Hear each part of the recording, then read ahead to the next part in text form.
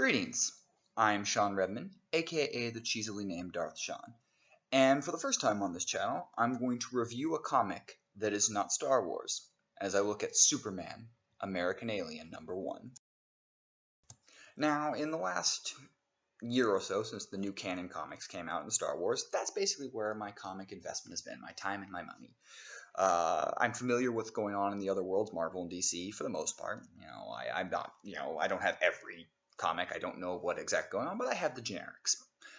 So how does someone who is spending more time in just the Star Wars comics decide to pick up a Superman comic? Especially someone like me, who just is not a Superman fan. Don't hate him, but I also have never been like, oh, you know what I really want to read? I really want to read a Superman comic today. That's just never been me. Superman's always been kind of that boring guy. Well, there are two reasons why I picked up this comic. One, there was a sale, and I can be cheap sometimes. But two, this is written by Max Landis. Max Landis is a fairly prominent figure. He is a screenplay writer, as well as, on YouTube, on Twitter, and famously spent a whole bunch of time talking about The Force Awakens and the whole is Rey a Mary Sue controversy. That was mostly started by Mr. Landis. I disagree with him on a lot of the Force Awakens stuff, but probably not as much as I'd like to say. I probably would agree with him quite a bit. And I've seen him, around on different videos. He's popped up from Screen Junkies to a couple of other different places. And one thing that's always clear whenever he talks about, especially about comics and superheroes, is he understands the universes. And so the idea of him writing a comic was very intriguing. And I'd heard about an American Alien. I it's I think 4 issues in at this point, maybe 5, 4 or 5 issues in, and so I'd been intrigued by it. So today I finally picked it up, and I have to say, as a non-Superman fan, I loved this comic. Absolutely loved this comic. Now, why did I love this comic so much? Because it is filled with hope. Every panel, everything that you read in this, there is hope in it.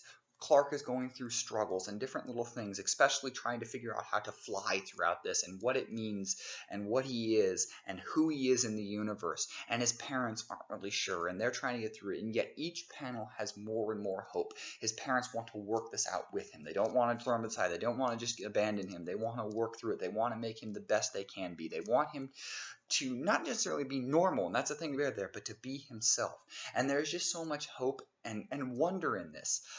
This is a kid, an alien, who has come down here and has all these weird abilities that aren't understandable, and yet the ability to try to be just that person, to be that weird kid that is willing to, try to fly and try to do a whole lot of things. And there's just a joy to the way this is written. It feels like being a kid again and running through the backyard and pretending to be these heroes, these superheroes that we grew up with. And that's what it feels like in this. It feels like as if a kid got these powers like Clark would have. And how would he react? How would he go through these things? How would he face these things? How would his parents react to him? And it's so well fleshed out in really not a long comic, but it's so well fleshed out through it, and an understanding of how this kid goes through all these things and what his parents would interact, and being normal, but also being yourself and being unique and being different in that, and that battle between normalcy and uniqueness. And it is wonderfully fleshed out in this, and I love it so much.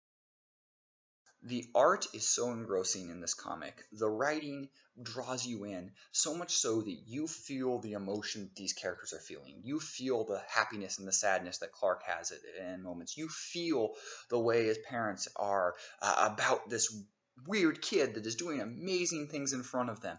You feel so excited. You're like, oh my gosh, I want to be a kid running through the field and trying to fly, and what things I can do. The last couple of panels of Clark just going off on just this happiness is just wonder and amazement, and the child that is in all of us comes out in it. And it is a wonderful job of both art and writing style to bring it together and just bring you in. And it is unique, and it is wonderful, and I love the way this is. And when you contrast it with what has kind of become the face of DC with, the movies, and sometimes even, the anime movies come out, and kind of this dark and the brooding, and that happens when you have Batman in it.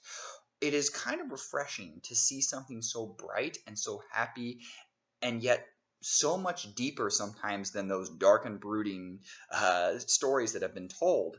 There's a lot of depth to this comic. There's a lot to go through, and I am truly excited to pick up the next issue, which is something I have never said about a Superman comic. In the end, I loved this comic. It was refreshing, and it was a new take that I have really not experienced in this sort of universe. But what did you guys think? Have you read American Alien? And if so, did you like it? Let me know in the comments below. And as always, like this video, subscribe to the channel. And I am Shawn Redman, aka the cheesily named Darth Shawn. And may the Force be with you. Always.